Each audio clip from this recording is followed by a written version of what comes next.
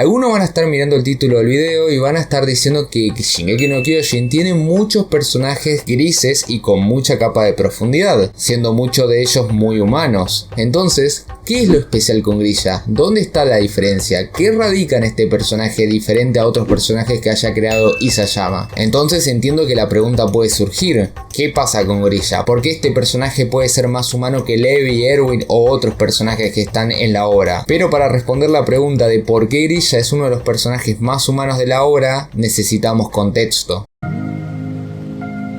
El inicio de un radical. La historia de los eldianos en general es de encierro. Son gente reunida, limitada y discriminada por el pueblo de Marley. Es por esto mismo que la historia de Grilla cobra un punto y aparte cuando su hermana es asesinada por el pueblo de Marley, en realidad por los perros, pero bueno. Grilla era tan solo un niño cuando vivió aquel horrible día. Para sumarle más a sus traumas, sus padres le echaron toda la culpa a Grilla y le dijeron a los guardias: no, esto no va a volver a pasar, mi hijo se va a comportar de ahora en adelante. O sea, sus padres le dieron justificación a los crueles hombres que mataron a su hija. Más traumático para Grilla, imposible. Es ahí que comenzamos a ver el inicio de una persona radical, una persona que crece con un profundo resentimiento y una constante pregunta de por qué él tenía que pagar por los castigos que habían cometido sus ancestros, por qué su vida estaba regida por gente que los trataba como animales. Pero bueno, una persona sola no puede cambiar el sistema. Es en un momento de su vida que se le da la pequeña luz, el pequeño punto y aparte para cambiar un poco esto. Grilla se une como líder a una revolución. Y esto no era solamente un grupo de eldianos, había una mujer con sangre real, una posible futura reina proveniente de la familia de los Fritz, Daina. Ambos tienen un hijo en el cual depositan sus objetivos y sueños. Sobre todo Grilla ve en su hijo Zeke la salvación del pueblo eldiano. Siempre que vemos extremistas en el anime, o suelen ser villanos muy malotes de destruir el mundo, o suelen ser personajes muy pomposos que siempre quieren hacer el bien por sobre todo. Pero Grilla, como muchos personajes de la obra, es un personaje gris con una gran capa de profundidad, y tal y como una persona radical en una religión o una creencia política, pone por delante sus ideales antes que el amor de la familia.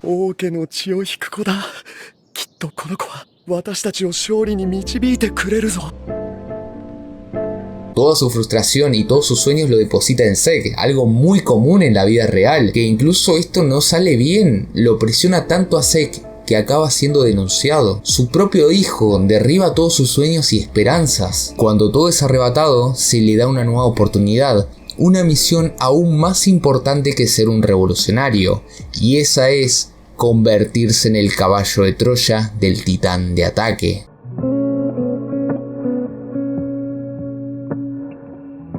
Empezar de cero es humano. Sobre todo lo que convierte a Grilla en el personaje más humano de la obra es que aprendió de sus errores. Muchos personajes de Shingeki tienen desarrollo, cometen errores y siempre siguen avanzando, intentan redimir lo que ya cagaron. Sin embargo, en el caso de Grilla no hay manera de redimir lo que está hecho. Ya perdió a su primera familia y ahora que tiene la oportunidad de continuar su misión, él no puede simplemente corregir lo que hizo como muchos otros personajes de la obra. Por ejemplo, si tomamos a Erwin, él comete errores, pero en vez de frenar, continúa adelante intentando ser mejor o conseguir sus objetivos. En mi parecer, ningún personaje de esta obra tuvo que empezar completamente de cero. En cambio, Grilla, como cualquier exiliado de guerra, él empezó de cero. En la vida real hay muchos soldados que abandonan su país natal por la guerra. Se conoce sobre todo que italianos y alemanes se fugaron, por ejemplo, a Argentina. En la vida real, estos hombres ocultaron su pasado y empezaron sus vidas desde cero. Ellos sabían que no iba a haber repercusiones por haber sido